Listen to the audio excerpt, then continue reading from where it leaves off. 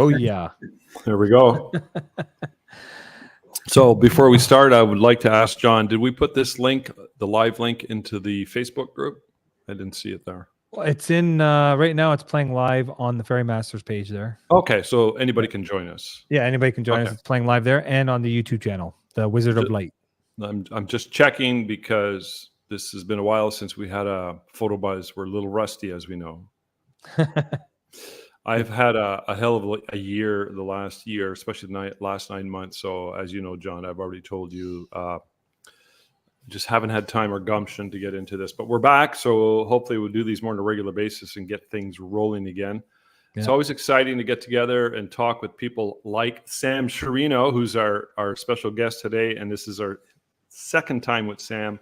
And I've also had Sam back in 2014, I believe it was, in Toronto at the 3-day Inferno. And he gave a day or half-day presentation on classic lighting. And Sam, I got to say, it was one of the best. I've told you this before. It was one of the best presentations I've ever seen because you really covered a lot of really, really deep stuff on lighting basics. And man, I mean, anybody who's into photography, if they don't tap into the stuff that you're talking about, you're missing out big time. So I just wanted to say that. And also, if you hear things slamming and wind, it's because I'm in Costa Rica and it's a windy day today. And you guys are up. Boo-hoo. Your heart's breaking for me. We're sitting in Toronto at -30 with wind chill. Yeah, and I'm in the Ottawa Valley at the same point as he is. So if it's -30 in Toronto, that means it's -60 in Sudbury, Ontario, where I'm from, and that means it's a nice beach day or a day for a picnic up there. Sam. Yes, sir. I want to, I know you were asking, what are we going to talk about? I've got a few topics. I think the area I want to go into, see where this leads us. I want to touch on AI because I had some stuff come into my life recently and some concerns. I want to get your thoughts on that. And before we get into that, I want to, I just want to touch really quick on, I just want to share my screen. I can share my screen, right? You should be able to, just like before.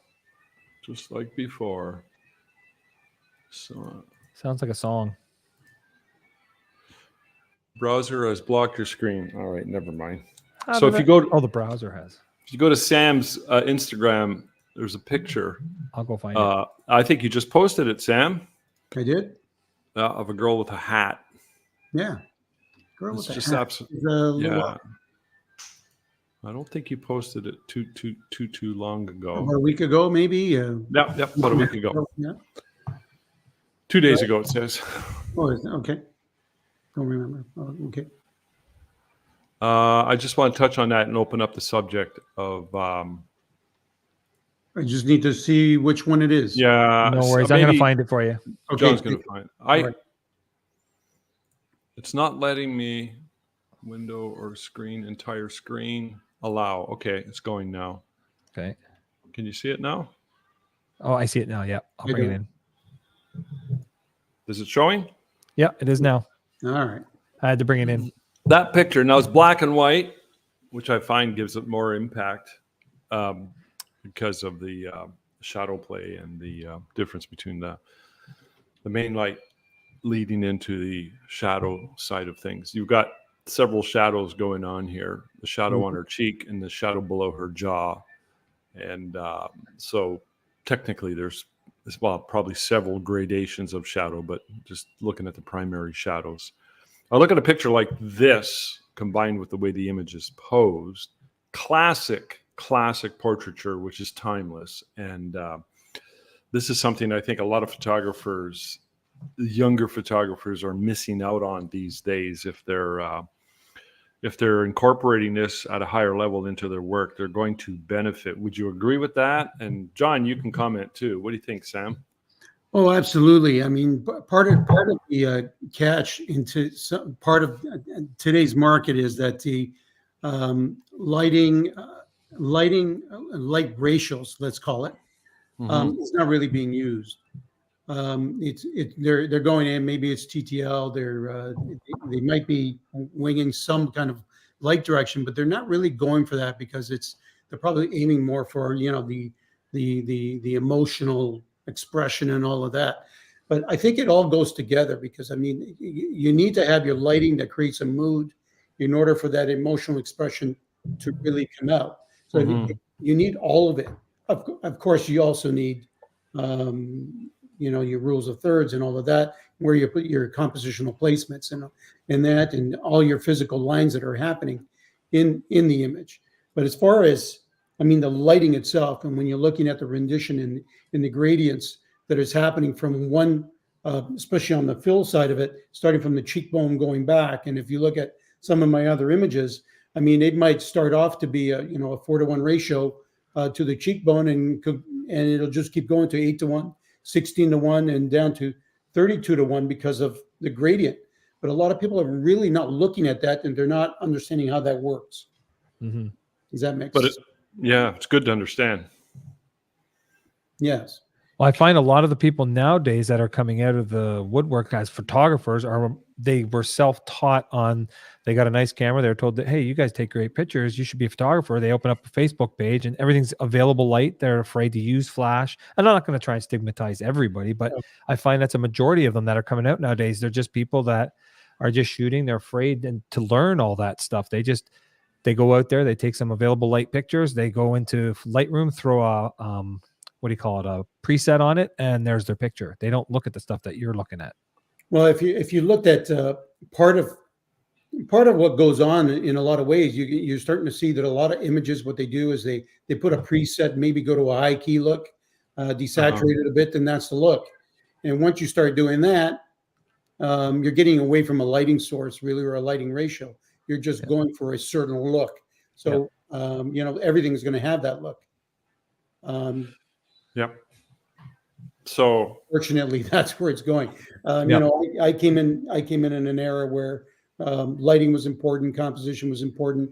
We were bringing up huge, big equipment out to even events and all of that to try to get your highlight, shadow, depth, and all that, because we were always shooting to sell, right? Yeah. And we also wanted to be a couple of levels up all the time, and that was part of the game in order to be able to sell for more and ask for a higher price tag.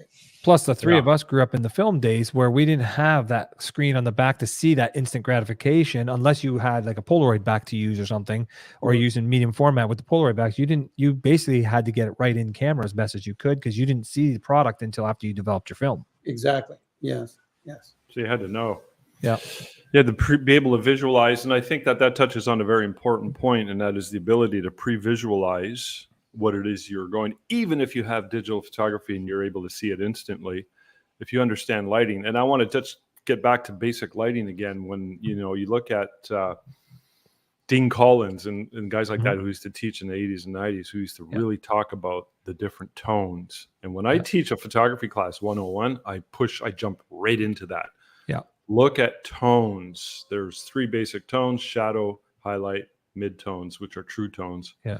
And there are 3 things that influence lighting: direction, distance, and lighting source. So definitely, College is famous for that. If you go into Sam Sciarrino's Instagram, you can see more images. Yeah, that one there. That one, yes, you're going to see a lot more images. And see, Dean Collins, he didn't call it highlight; he called it specular highlight. He loved that word specular all the time. Yes. Yeah, I'm not sure he invented that term, but he did invent a few terms. And he's used his wife as a model all the time too. Dean Collins, yeah. I remember the first time I saw him in Toronto was 1987. It was a one-day Hasselblad-sponsored event, and it was $100 to get in, which was a lot of money in those days. But it blew me away. I can imagine. It was like, this is it, man. This is what lighting is all about. But it actually took me another 5 years to figure out what the hell he was talking about. It really did. So you got more of the same here. That strong lighting, very, very contrasty, but very well done. I think that's the same shot as before. Yeah, there seems to be a minimalistic, good composition, strong tones, and creating an overall impact. So, yeah. I mean, portrait lighting, lighting with light ratios, it doesn't have to be portrait. It's in everything. I mean, I have an exercise that I call, light as an object. And basically it is, you photograph things based on good light and good light ratio. So for instance, if I had to say, we're going to photograph a rock, if you go photograph a rock at 1 o'clock in the afternoon, it's not going to look so good. But if you photograph it at, in the summertime, 8:30, 9 o'clock at night, all of a sudden you have highlight, shadow. Your light ratio is changing from 4:1, 8:1, and all the way down, depending on how the light is hitting, and things become. And you can manipulate certain objects to look kind of different. Like the one you just passed was a pepper. This one, right? That's not what I thought it was, but it's a green pepper. Or red, I can't remember. We'll just agree with them. It's a green pepper. Yes, that's exactly what it is, guaranteed. But and you know what, you could, based on light and composition, what lens you're using, and that's important. If you're photographing a portrait, what lens are you using and for what reason? A lot of people are saying, I love that, certain lens at 1.8. If you use it at 1.8, if you use it at 1.8 or at f2 for the purpose that it was made for, you're going to create beautiful images, and then be able to alter accordingly, right? Yeah. You can change that now because it doesn't look like a pepper. I'm thinking back to all the people that I've tried to coach and so far as doing, say, for example, fairy portraits, which I use classic, nice ratio of lighting. And I go back to when I was really trying to understand this back in the 80s. And there's a real mountain to climb to get to that point. And I think of the photographers that I know nowadays, and for several reasons, it's a bit of a lost art in the technique of good lighting. Either the lighting that's already there, like you just said, Sam, you find a scene that's well lit, or you bring the lighting into it. Obviously what you're doing in a lot of different situations, if it's in the studio where it's controlled. But the idea of understanding that seems to be a real struggle. Some get it easier. Some get it. I'm slow. I've been doing this 46 years now, and it feels like I'm just getting it. I really understood it to a better degree, I'm going to say about 20, 25 years ago, where the lights went on. And whereas before I was just lighting by, this is the technique you're supposed to use. So I say all that to say that anybody who's in the game now and they're young and they're starting out, and I see a lot of people struggling with lighting. So it's an area that you seem to be really well versed in and you understand. So, Sam, did you have that struggle when you were young and starting out? Because you've been in this quite a while, right? Absolutely. I definitely had that issue starting out, and I'm going to actually go back before I even became a pro. I was photographing with my dad's Pentax camera at the time. And I remember having it in my hand, and it had a 50 millimeter on it. And I was trying to zoom into it was an old fence, and it was falling apart. And I photographed it, and then I went inside, and I went into the darkroom. I processed it, and I was all excited about it. And I looked at it, and I'm looking back at it, and I wasn't too happy about it. Years went by, and what I thought is that came back to me, and I said, okay. I went out there, I photographed it, and where the bell went off is that I had a vision, but I couldn't put that vision on the back of a sensor in today's language. Yeah, that's a good one. Okay, let's go there. Not register on our sensors. So obviously there's a problem. We have to take it to a new level. And part of that is I wasn't able to, I had the vision, but I wasn't seeing it, and it wasn't there at that point. So now what we need to do is, if we have a vision, we have to be able to create it based on light ratios, light direction, how the follow-up is going to be, lens perspective, and all of these things to make it work. And that's what it is today. It took me a number of years to kind of get that together, say, okay, this is how I want to photograph it. I'm going to become one with my lens, and this is the light direction. This is the ratio formula that I kind of want to use, and then go from there. And where the placement of these lights are in order to get a proper fall off. I mean, if we follow textbook, it says main light on one side, fill light on the other side, 4-to-1 is 2 stops difference. This is here, this is there, and it works. But that's not what really happens in real life. No. Right? Because you're painting with light and it's going in layers. Yeah. But textbook, and you're reading it and it says, oh, one goes on this side and one goes on that side. And it really doesn't have a flow. It's like we're becoming painters, light painters, and we're using a camera to record it.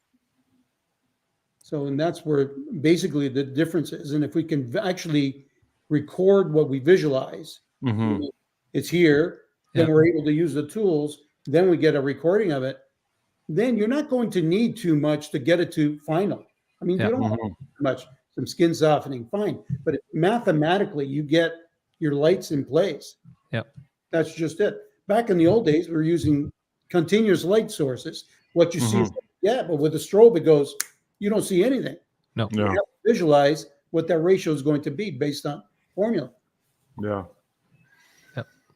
Yeah, it's amazing. So, yeah, it's a bit of a lost art, so to speak, and things are changing, because of the technology. And there's, obviously digital was, it's kind of weird. Don't tell my wife this, but I was just telling this somebody the other day. I said, you know how you have events in your life, big events, and you mark your life by these events, right? Yes. One of my big events, I was 31 years old. I made a big life change. But another really, really big one, and it's more work related, was when I went digital. That was such a big event in my life. And it's not like when I got married, when I had my daughter, when she was born. It was like when I went digital. That event marks my life in such a profound way, because I'm a photographer and I've always been a photographer, and technology plays a huge, huge role. So always been excited about it. I want to get into technology, the technology challenges we see nowadays. But I want to first ask you, Sam, are you still excited about photography in today's day and age, and in your photography business in Toronto?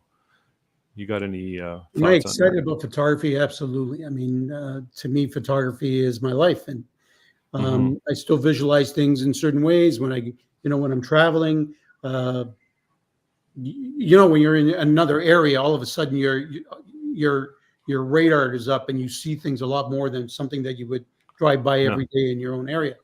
And you see light, you see texture, you see all of these things.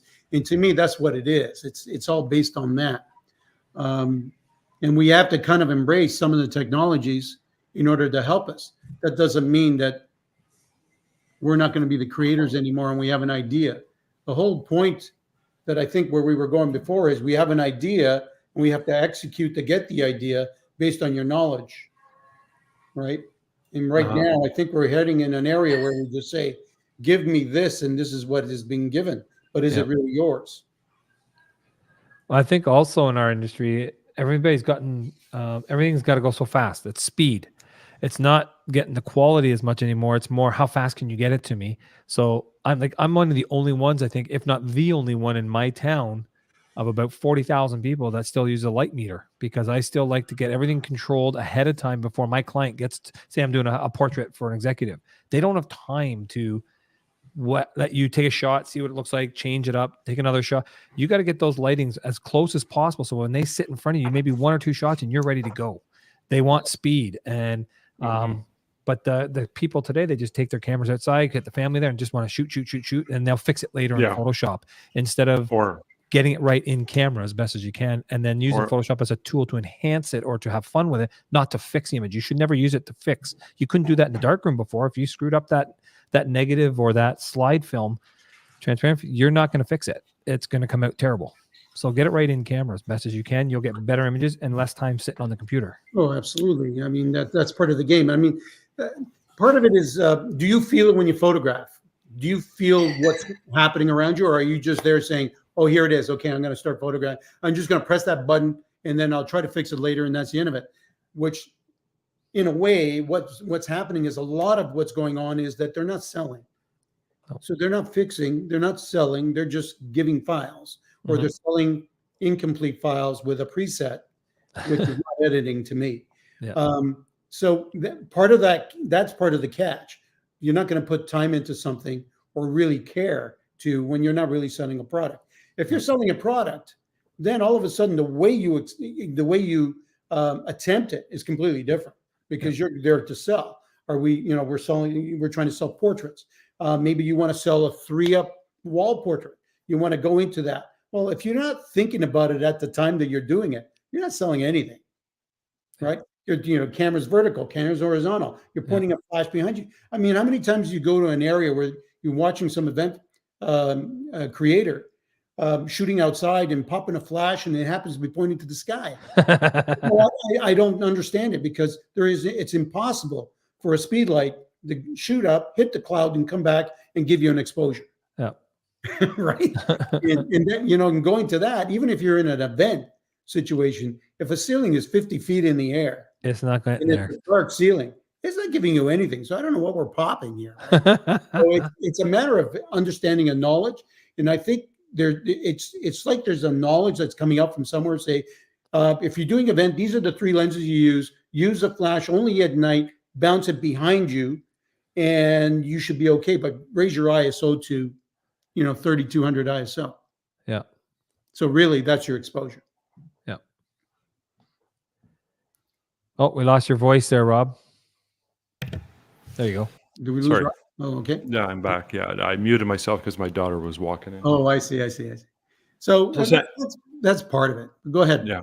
So you're mirrorless now, right? I am fully mirrorless now. Yes. You're enjoying it? Yeah. I kind of at the beginning of mirrorless, there were some cameras that I had. I had a Z7. It was a great camera. That was at the beginning of Nikon's mirrorless, and I mean the chip itself and file size was great. I mean, I sold it off when I got the Z8, and I sold off my D850.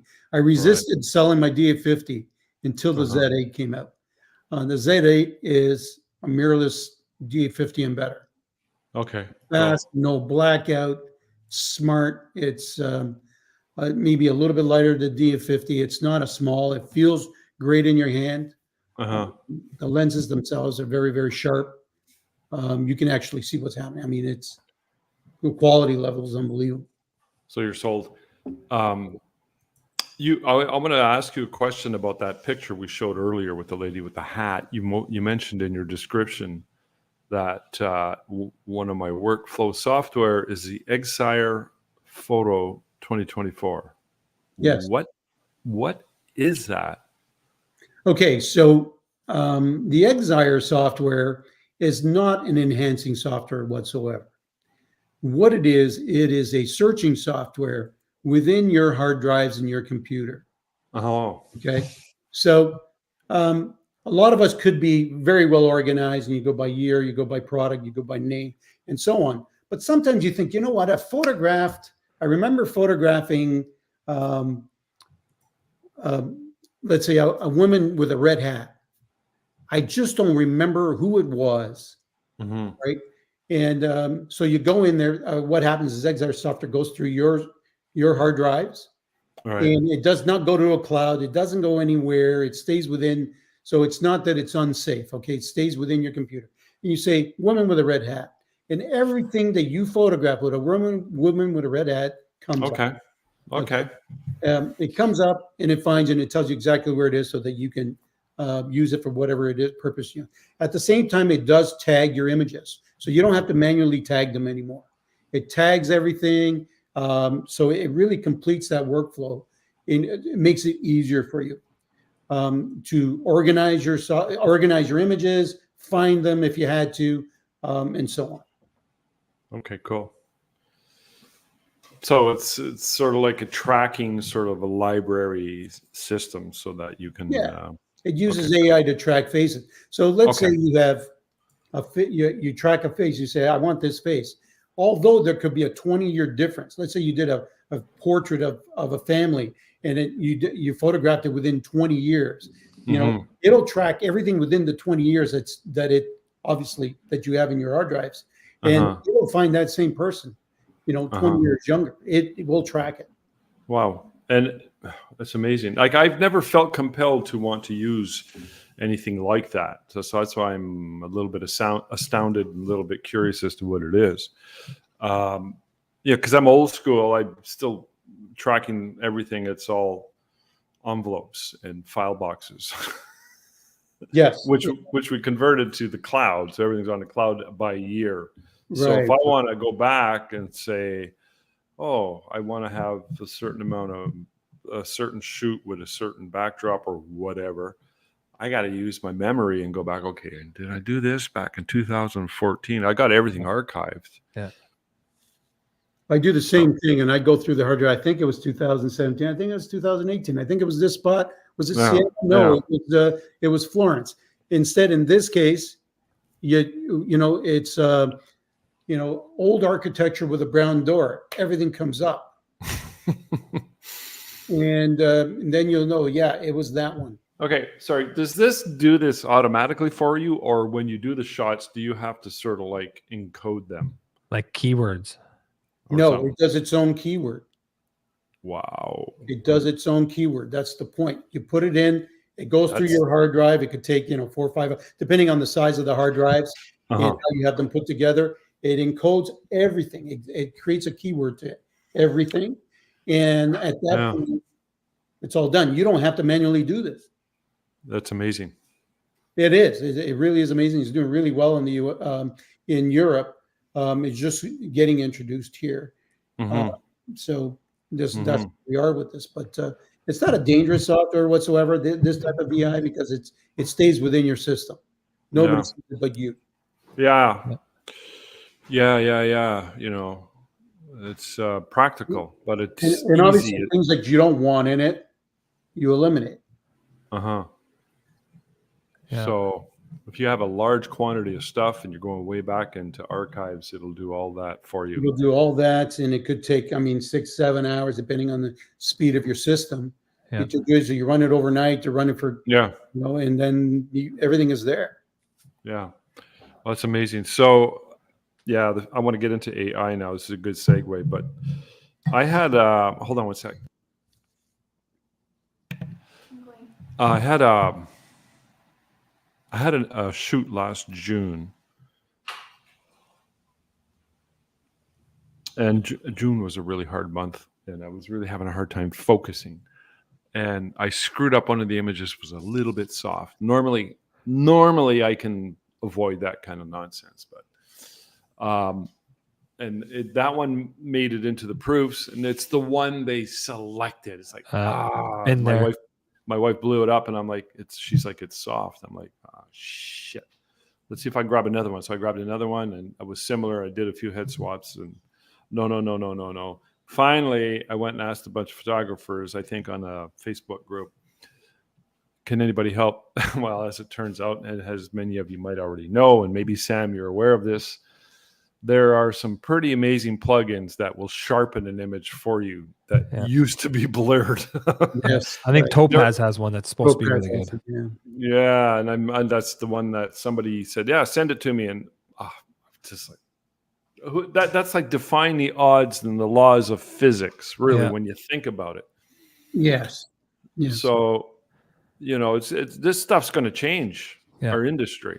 Did it work for that shot in June?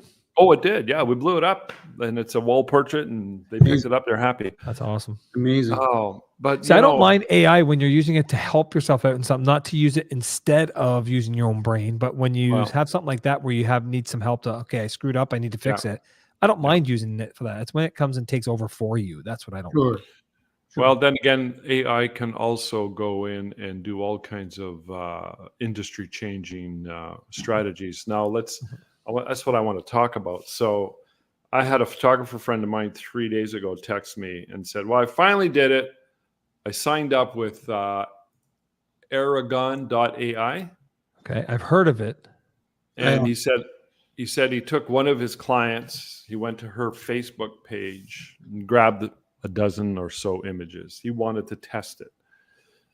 And you told me not to share it with anybody, so I'm not going to. I'm not even going to say who it is, but that's not the point. The point is, he said he got over 100 shots, final images. And I'm looking at him, I'm like, okay, did you shoot these? Oh, did you shoot these? Because he's a professional. He said, no. Those were all selfies that she shot with her phone. They were of the highest quality, all different outfits and different backdrops. And I was just blown away. And I'm like, oh my God. So if you're wondering what it is I'm talking about, this software, I'll show it to you if you want to see it. And I don't know if Sam, if you have any comments or any. I did see something. I don't know if that was the name of it, but I did see something that, yes, you were sending in selfies and it was creating all sorts of different things, and you just completely enhancement, and it didn't even look like the people that were sent in. No. I mean, it was so Well, yeah, I've this one looked like her with the final results, but just in different outfits, different backdrops. And you could see some samples you could see the screen in front of me now. I don't see it. I'm going to bring it in now. Okay. Tell me when you're there. Yeah, it's open. All right. So, I mean, look at the scrolling and you'll see what I'm talking about. And that's a small example of what it's capable of doing. So my point is that when I saw the results of what he sent me, I thought, okay, this is possibly a huge game changer or not, but I'm thinking maybe it will be. But only in particular niches. So, I'm selfish. I'm like, okay, my niche, as you guys know, the bulk of my work is 80% fairies, and we do a good, healthy amount of pop-up weddings. We hardly do any full weddings anymore. We're mostly into pop-up weddings, which are very, very popular. So, I don't know, Sam, are you familiar with pop-up weddings? They do a lot of them. Yes. Yeah. So we did, like, for example, we rented out a place, a nice venue last August, 1-day event. We had 7 time slots. We called them micro weddings instead of a regular pop-up event. It was even smaller than our regular pop-up events. $1,400 a couple come in, get married legally, nice venue, outdoors, indoors if it's raining, which it did, and 20 minutes of photography of the bride and groom. Bada boom, bada bing. And we're like, we booked out 6 of the time slots, but technically we booked out 7 because one of the brides booked out a double time slot. So we were technically 7 in one day. And we're setting up in the morning. We're like, I don't know if this is going to work. We've never done this. This is insane. But it worked out so smooth. So that's a bulk of what we do. I don't know that fairies and pop-up weddings are going to be affected by AI. I don't think they will. I like to think we're a bit immune to it, but I'm keeping an eye on it. And if you look at the shots in the example that I gave you and you see the screen, right? Yeah. All somebody has to do is go upload 10 to 20 of their selfies and they'll get some amazing, spectacular results for $30.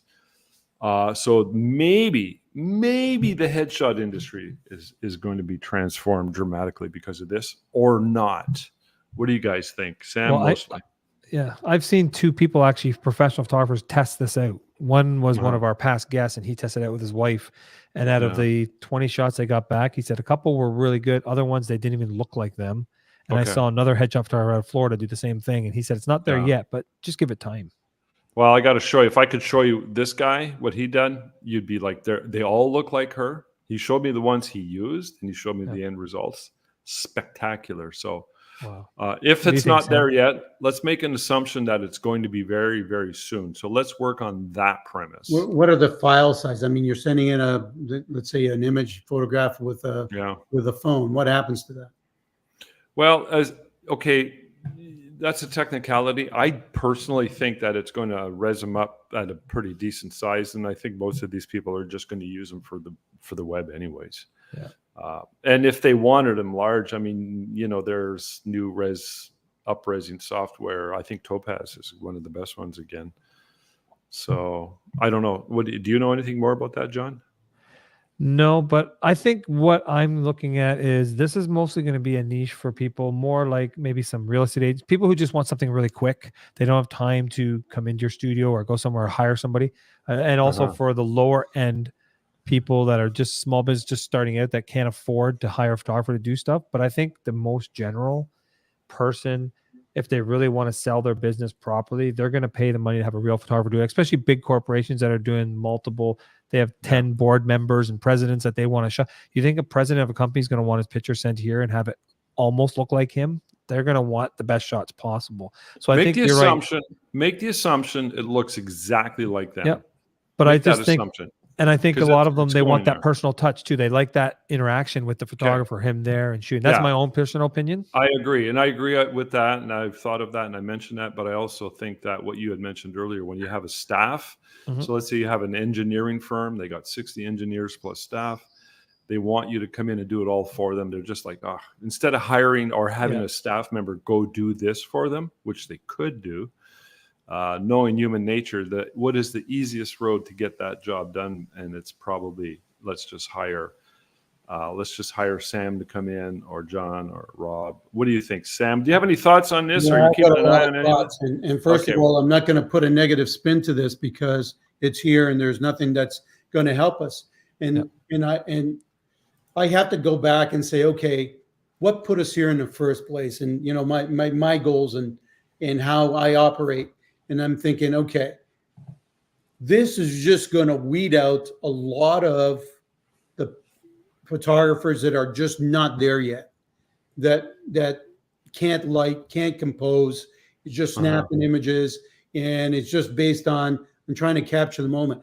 This is going to affect that. I mean, if we let's go back several hundred years, and we're going to talk about painters. There's a reason why a Leonardo da Vinci was a Leonardo da Vinci, or some of these other painters were what they are, because they were masters of what they were doing. And I think this is where this is going to take us. This is going to be a volume game, but you want something done with a signature that is done properly and it's done by a professional artisan and all that. They're going to pay it. Yeah. They're going to pay it. It's just like buying. I'm not gonna make this comparison, but I'm just throwing this in the air and say, okay, if you're gonna go buy a car that's handmade, let's say it's a Porsche, and you can't go and compare it to a volume maker that's out there saying, okay, we want to sell 1,000 cars a day versus something that they're only going to sell 10 cars a day. Yeah, right? I hear you. Right, there's your volume game, and price differences are completely different.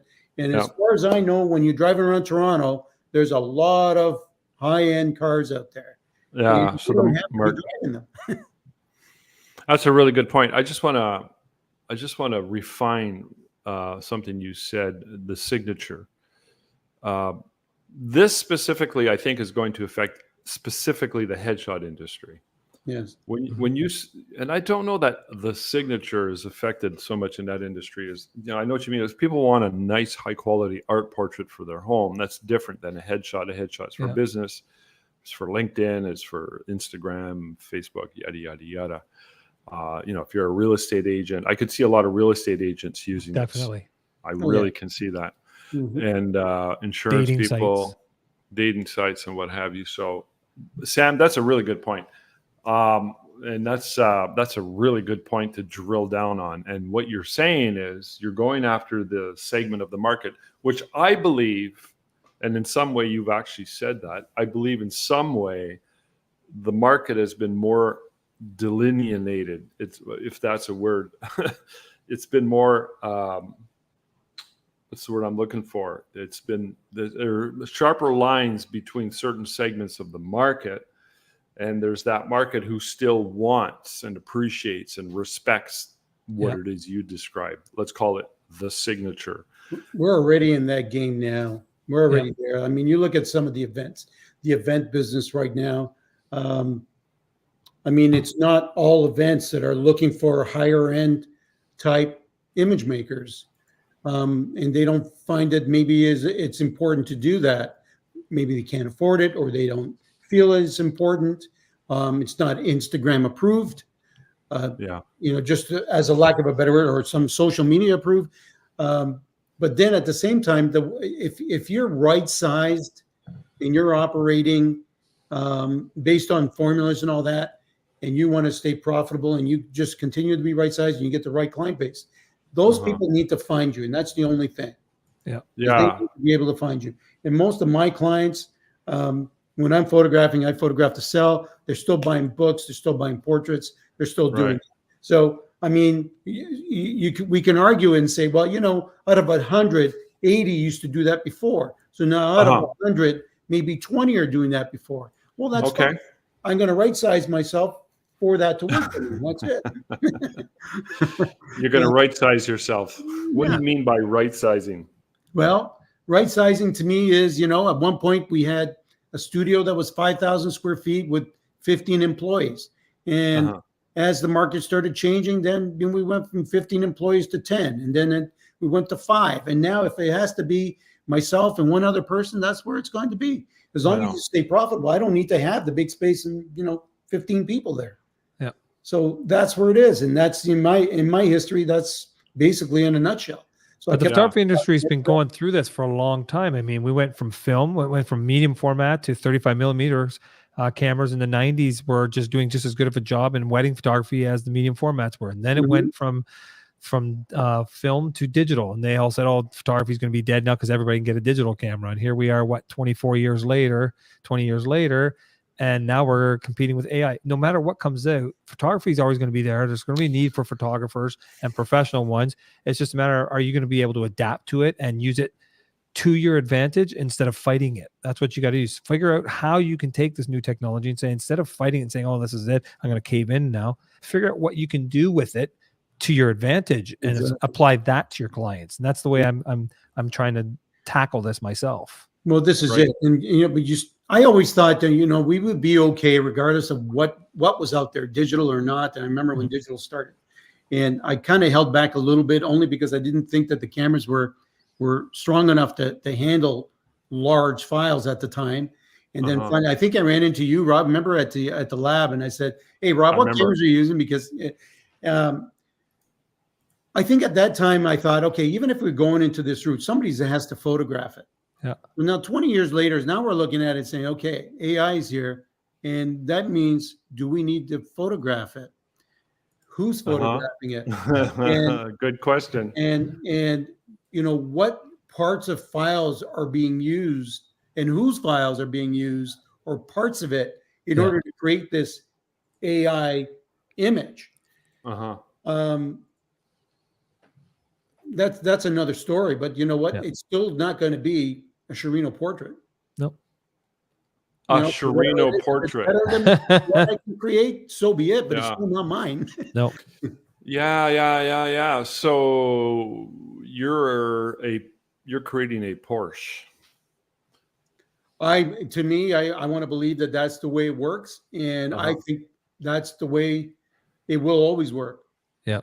I don't think it's going to. I mean, if it can't, somebody still has to put it together, and it has to grab these files from somewhere. Yeah. Who's putting these files up in the somewhere in order for them to pick a part of this file, a part of that file to create this? Yeah. So true. Yeah, there's always going to use it as a restaurant analogy. There's always going to be those people going to McDonald's and going to Burger King and that, but every now and then they want to go to that steakhouse and pay that $50 a meal, and that they don't always want that cheap one. And it's the same with photography. They're going to go to those little bulk ones that are 150 and here's 30 images on a disk drive or whatever. But then every now and then they want that one like Sam that's going to give you a nice big wall portrait and a nice album that you can keep for generations. People are going to pay for that. They're going to find that quality. And it was the same with film. Not like I said, with DSLRs to mirrorless. How many of us restricted? I didn't think mirrorless was ever going to catch on. And I think the biggest pioneer of it was one of our guys, Will Crockett. He was back in the early, 2010s, 2011, saying, oh, this is the new hybrid camera. This is going to be the new future. And everybody's like, yeah, sure it is. And here we are 10 years later, and it's taking over the market. So, I mean, people are going to want what they want. Yeah, exactly. I mean, the mirrorless, I think they were trying to sell us the mirrorless by saying they were going to be smaller cameras. They were going to give us the same quality. They'll be smaller, easier to use, and all of that. But you know what? At the end of the day, they're not. No. They're almost the same size now. So what is? I mean, the manufacturers have gone that route. Um, they've created a whole new market. They are sharper, better lenses than the older ones. I mean, they definitely are. Yeah. So I've noticed that. they are. I mean, I like that more than anything. To me, it was the sharpness. Well, plus the fast, then you're like, holy Jesus, this thing focuses like there's no tomorrow. It was. I Yeah, mean, at the love mine. beginning, I had issues with the blackouts. What's a blackout? But the blackouts is, when you're photographing, it goes dark, then it comes back. Yeah, because the mirror blocks the viewfinder. Right. But I mean, that's done with now. They've corrected it. There's no more blackout. It's like it's instant. You don't even know that you're looking through a screen now, where it's analog. Well, the thing I like about with mine is because I got in the mirrorless game late. I didn't do it till like about April or May of last year, and I finally got the Canon R6 Mark II because I just love that camera. And the one thing I like about it is, remember how you would take pictures out in bright sunlight outside, and then you're trying to look at the back of the screen to see what it looks like. And in a DSLR, you can't look in the viewfinder because you're not thinking. Now I can just look in the viewfinder. If it's too bright outside and I can't see what my screen is, I could just put the camera up to my eye and look at the TV screen inside there, and I don't need that loop anymore to put over top of the back of the thing and look at it. So that's a nice advantage. And the eye focus, I think, is amazing of what they're doing with these. I mean, well, sorry, I didn't mean. No, I was. That's all I was saying is the eye focus, just like it's sharp, like dead on.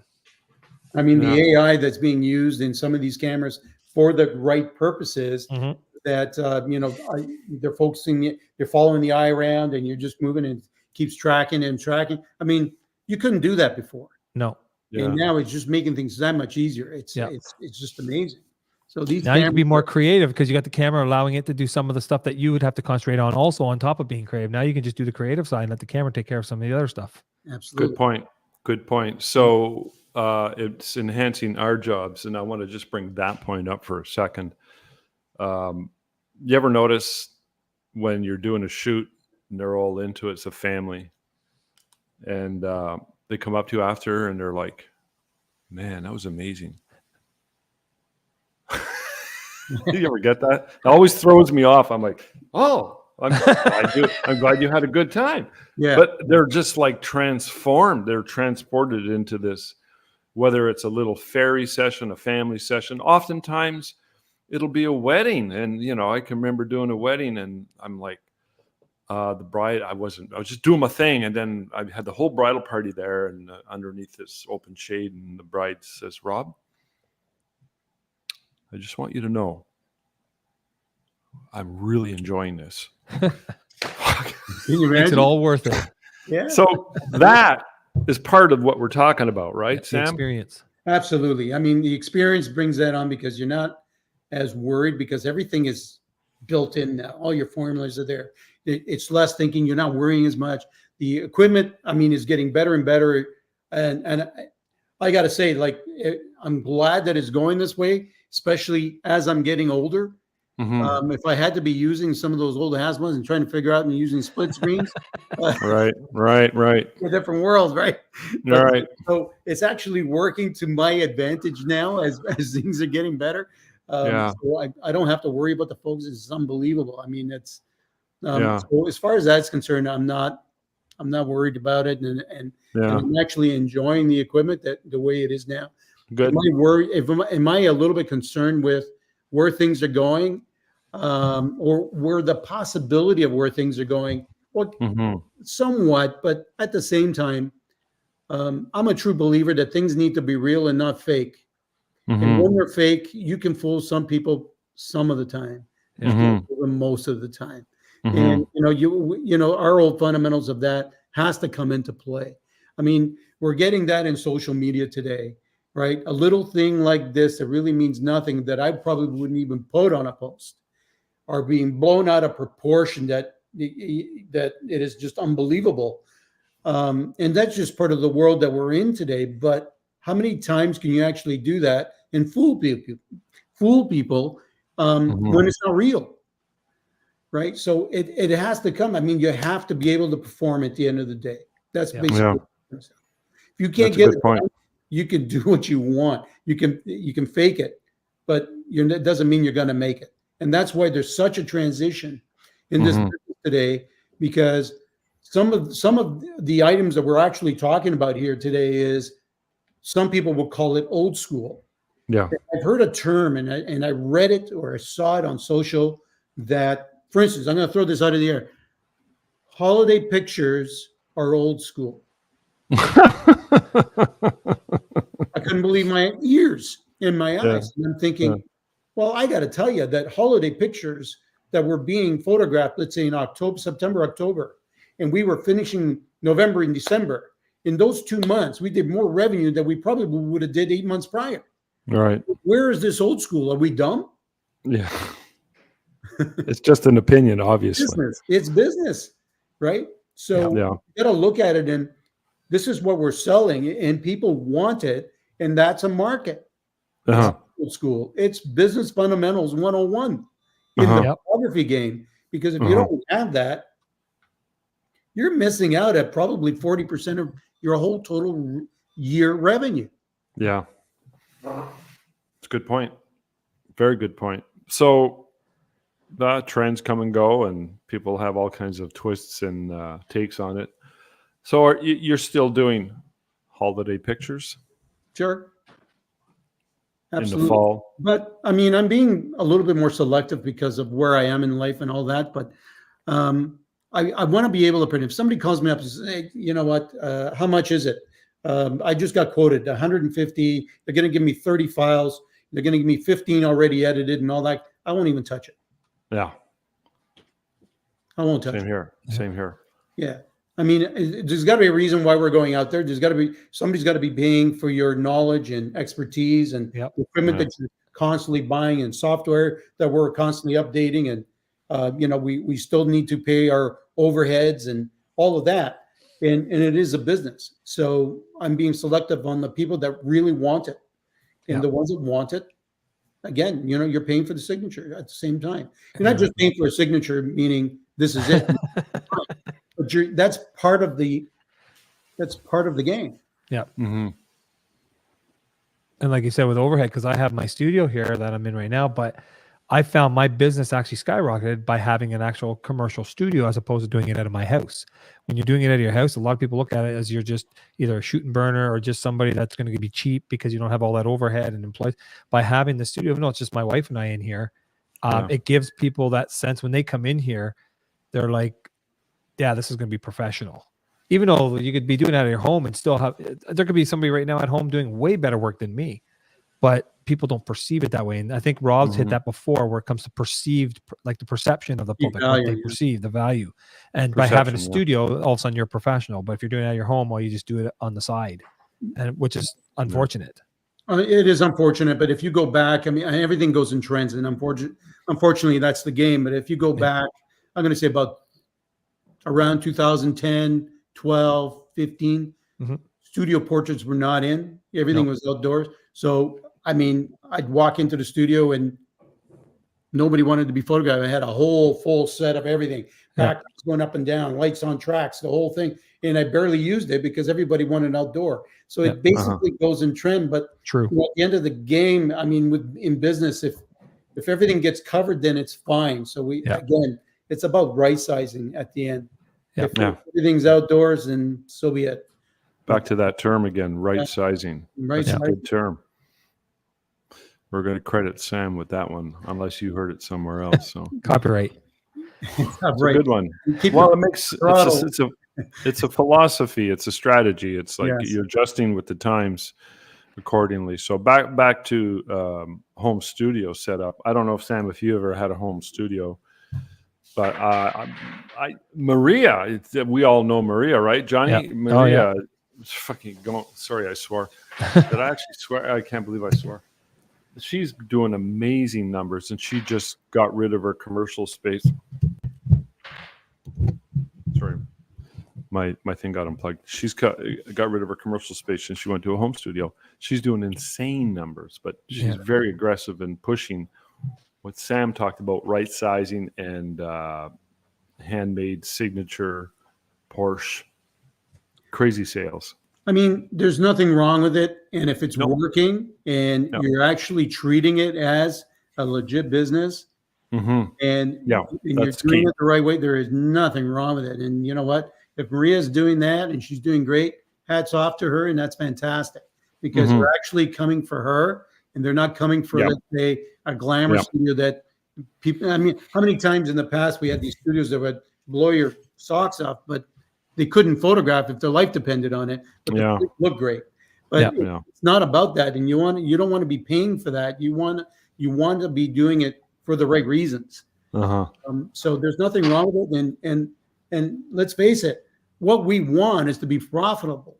We want something that's viable, and if that's what it's going to take to do it, then that's fine. If it doesn't need, if we don't have to create as much volume, so be it.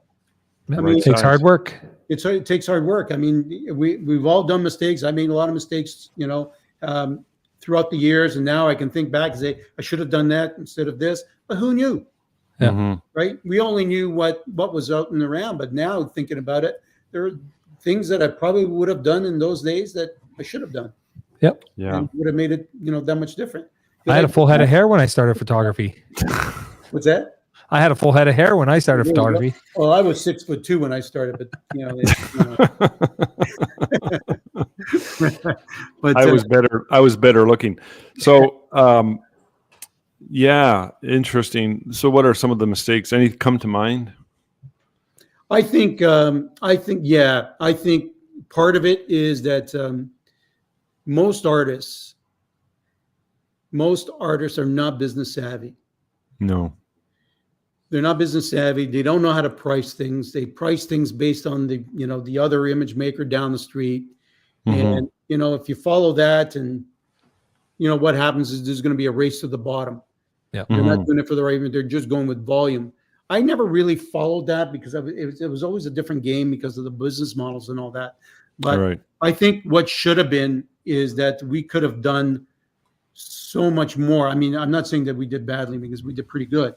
But we could have done that much better. And that means by, not paying rent, buying buildings and renting them out and using that as a workflow.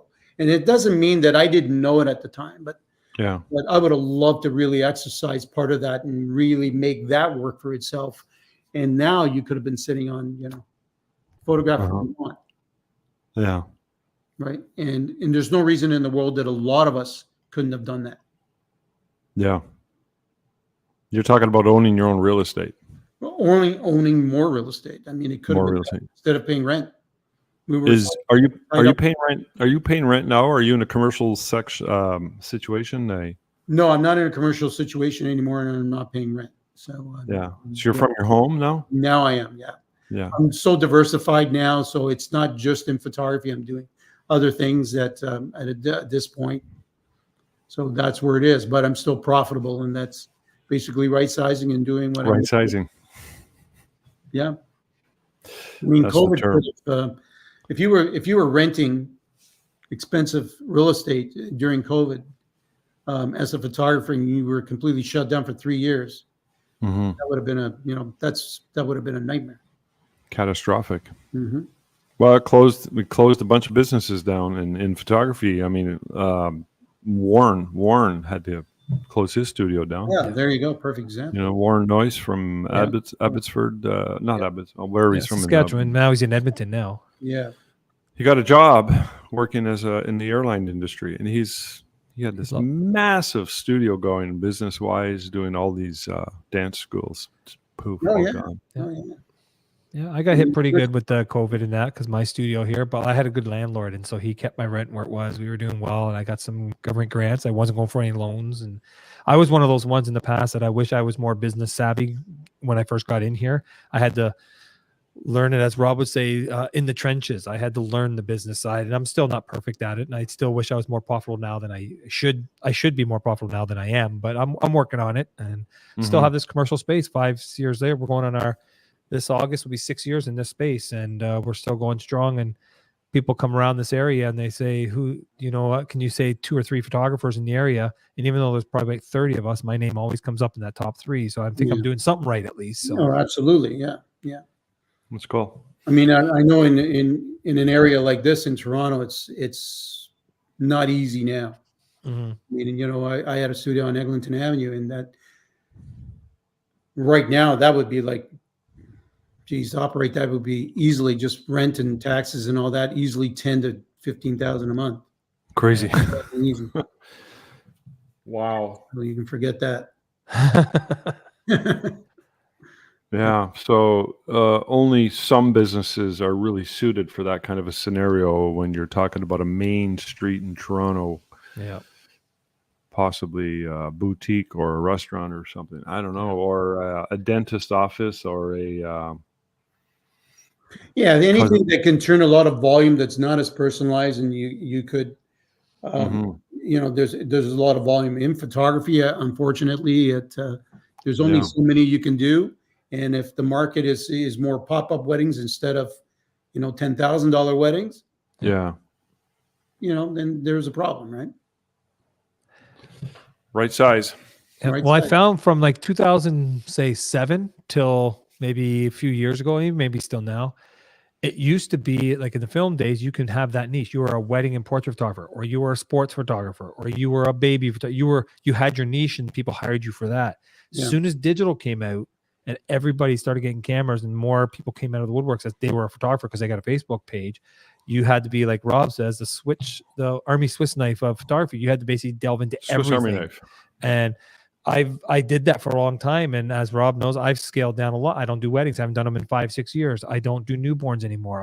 I've niched it more to the portrait and volume as in sports photography in this area. We do the minor hockey here, the minor soccer, and a couple of dance schools. We do that stuff to keep the bills coming, but I enjoy my portrait work, and I'm getting into like the Mike Long type of pinup stuff that I've been plugging away for the last couple of years and just doing my stuff. And my goal is like, I'm going to diversify myself. I have some other things in the fire that I'm trying to do on the side.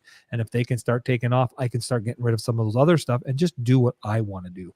And then you're a lot happier that way. So I'm working on it. Well, that's where I'm basically am now, is I'm trying to do what I want to do and not what I'm forced to do. And I've been forced to do a lot of things for many, many years. And I was out there, plugging away at 80 to 100 weddings a year. And I was out there 7 days a week, and they were like 16-hour days. And, that's not something I really want to get into again, especially at this point, just to be able to cover a, $10,000 rent a month, that kind of a nut. I just don't have any interest in that anymore. I'd rather not do that and be profitable and do, kind of have my hands in different things and just do what I want to do. Enjoy life. Go to Costa Rica for 5 months a year. Well, that's I'm trying to do that. That's my next thing.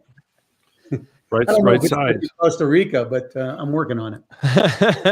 Well, it's whatever it is, right? You got to pick and choose. I think coming up with right sizing. I mean, let's use that as a concept. Coming up with that, defining that for ourselves is under the same umbrella as knowing what to do. What do I want? What do I want out of life? Mm-hmm. And that's a hard decision to come up with, I believe, for 99.9% of the people.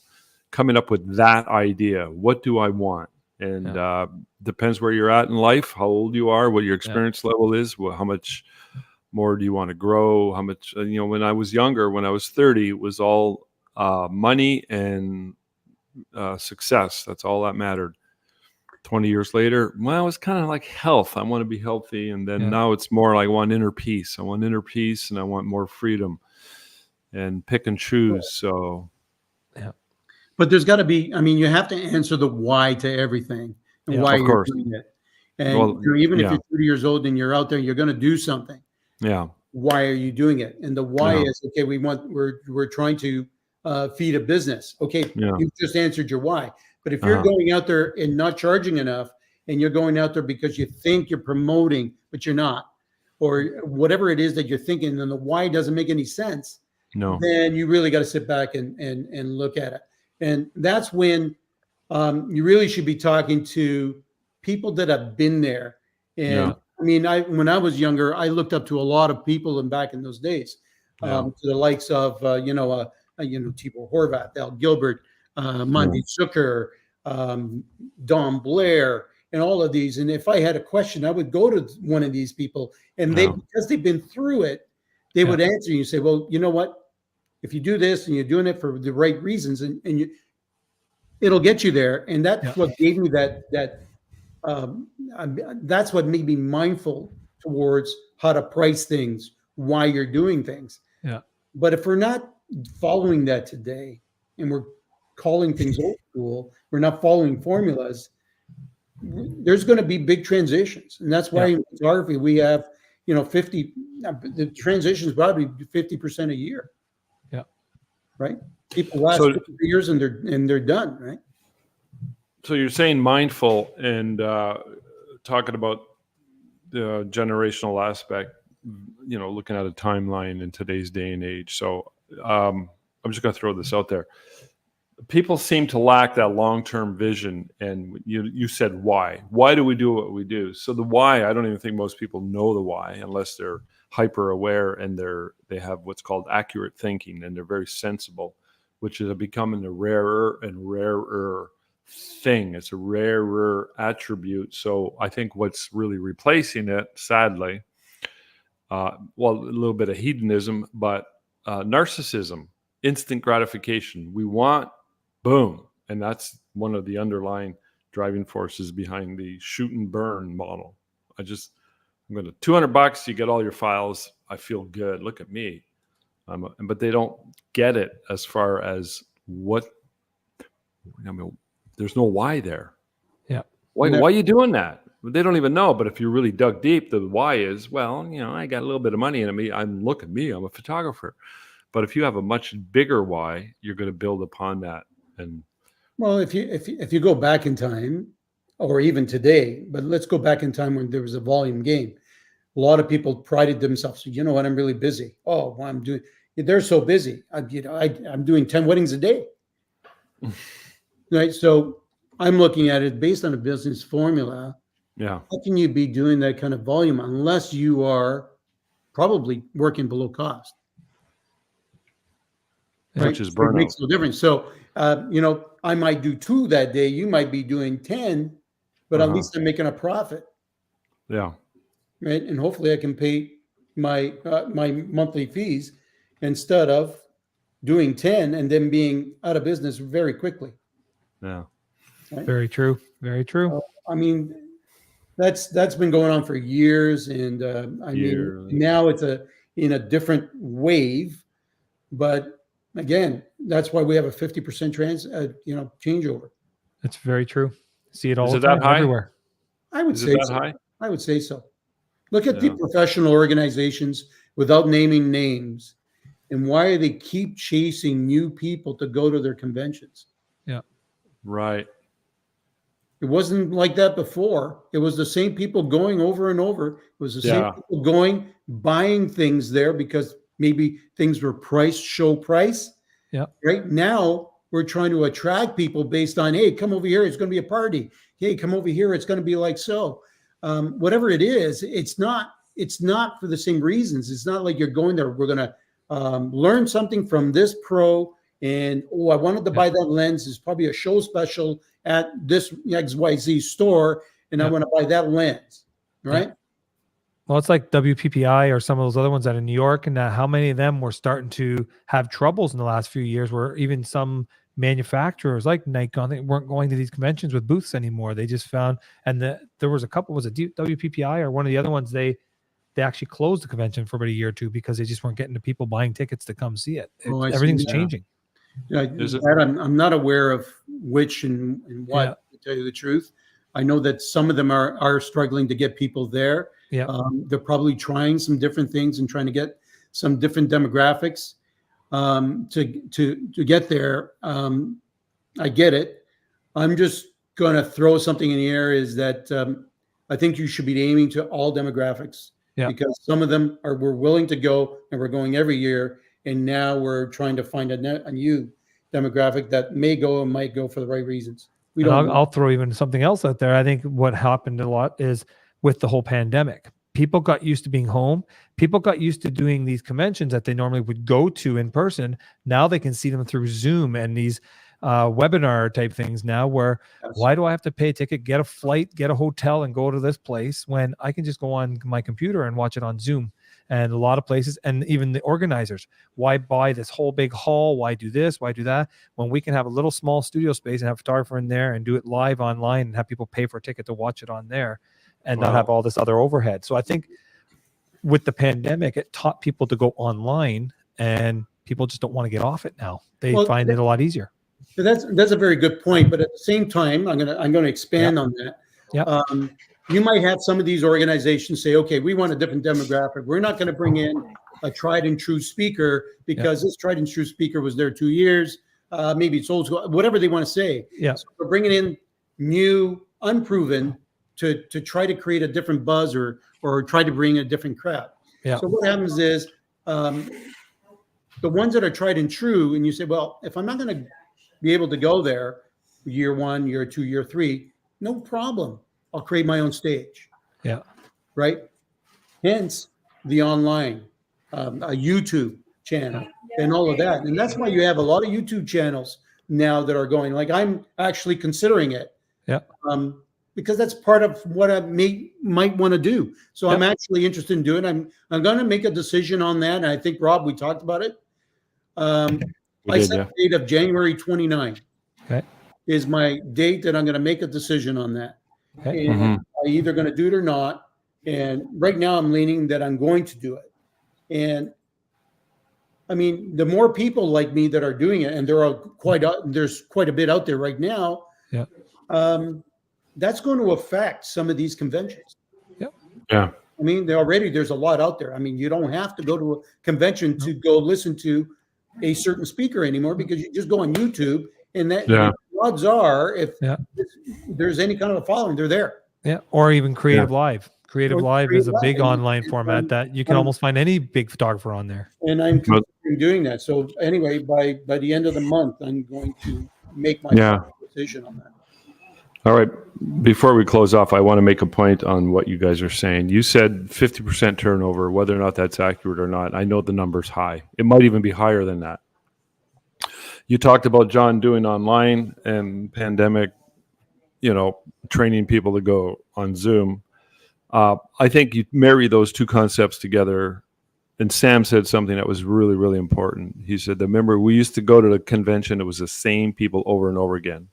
So I'm going to say 80% of the people were there consistently over and over again. You'd always get the newcomers, and that was about a much 20% or smaller group. You'd be like, and it was a big deal. Like, so-and-so, this young couple just got in the game, and, they're really hot. And they just, hot to trot as far as they're ambitious.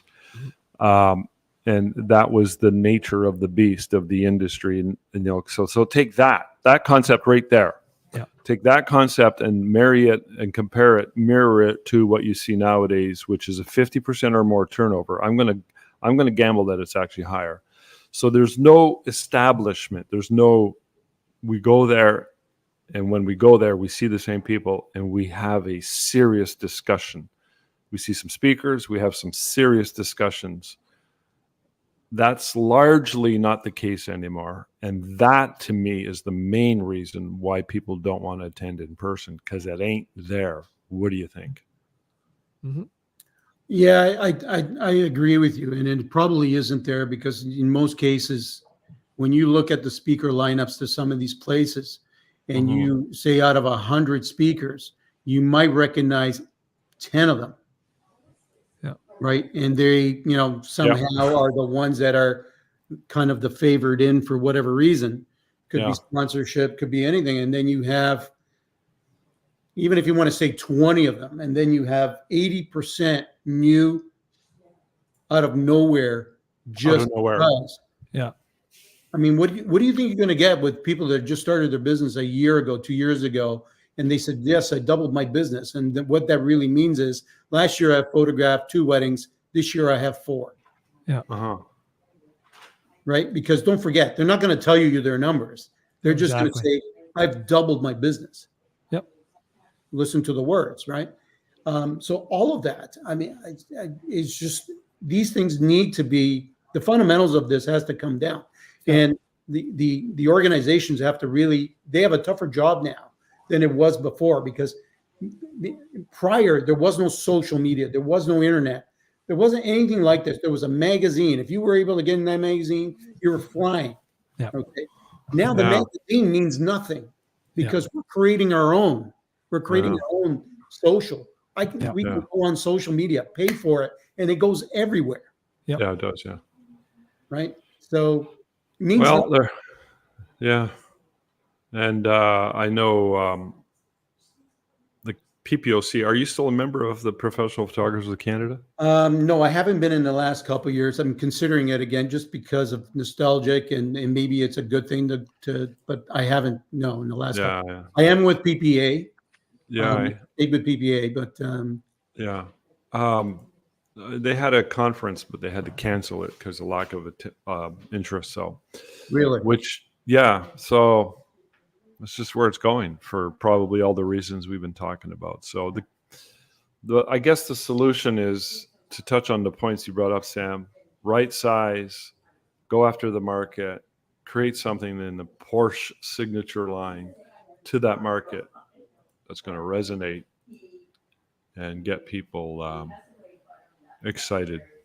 Yeah, and absolutely. I mean, people are still spending money. Don't kid yourself. I mean, they're still spending money. The unfortunate part is that some of the money that's being spent, they could have hired a top notch instead. Social media approved. They end up paying that kind of money with a couple of rookies that show up only because it's been glamorized through social. So, I mean, say, well, that they played a smart game on this, but realistically, the client really got taken. They got the wool pulled over their eyes because they really paid X amount of dollars that they could have actually hired a pro. Right. So this is going on. There's people spending some serious money for files only. Like in Toronto, I heard a couple of cases of easily $6,000 for files only. Two people, newbies, and what they're doing is they're hiring middle people that are just the middlemen, right? Book us, we book them. It's subcontracting, and away you go. Well, that's cool. I mean, $6,000, you could hire any real pro out there. True. All right. I think we got enough out there for sure. I think we're out of time. And I think, Sam, we'll have to get you back on again in another 6 months or so.